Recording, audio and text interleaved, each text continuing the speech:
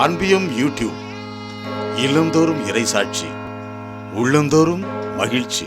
தம்மிடம் வரவழைத்தார். ஆண்டவரே இயேசுவே, நீர் உமது சீடர்களை உம்மோடு என்றும் வைத்து கொண்டீர். உம்மை பார்த்தவர்கள் நற்செய்தி பணிக்கான ஒவ்வொன்றையும் கற்றுக்கொள்ள வேண்டும்.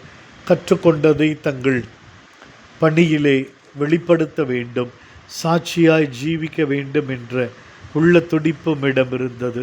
நீரும் சீடர்களை வரவழைத்து அவர்களுக்கும் அது அதிகாரத்தை பகிர்ந்து கொடுக்கிறீர். நோய்களை குணமாக்க, பேய்களை ஓட்ட, நற்செய்தி அறிவிக்க தேவையான ஆக்கத்தையும் அருளையும் இறை ஆற்றலையும் வழங்கினீர். இலவசமாய் கொடுத்தீர், இலவசமாய் வழங்க அறிவுறுத்தினீர். சோர்ந்து போன மக்கள் மீது நீர் மிகுந்த இரக்கம் கொண்டீர்.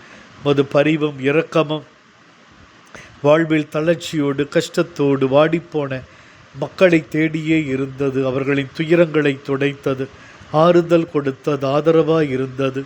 ஆண்டவரே, எம் மீதும் இரக்கம் கொள்ளும். நாங்களும் நோயினால் துயரப்படுகிறோம். தீராத நோய் வலியோடு வேதனையோடும் இருக்கிறது. எடுக்கிற மருத்துவ சிகிச்சைகளை ஆசீர்வதியும். மனபாரங்கள், சுமைகள், குடும்ப கஷ்டங்கள்,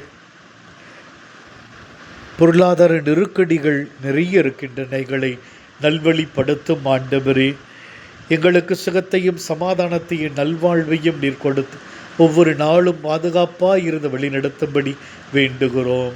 இந்த அன்பியம் யூடியூப் சேனலை நீங்கள் ஷேர் பண்ணுங்க, சப்ஸ்கிரைப் பண்ணுங்க, லைக் பண்ணுங்க.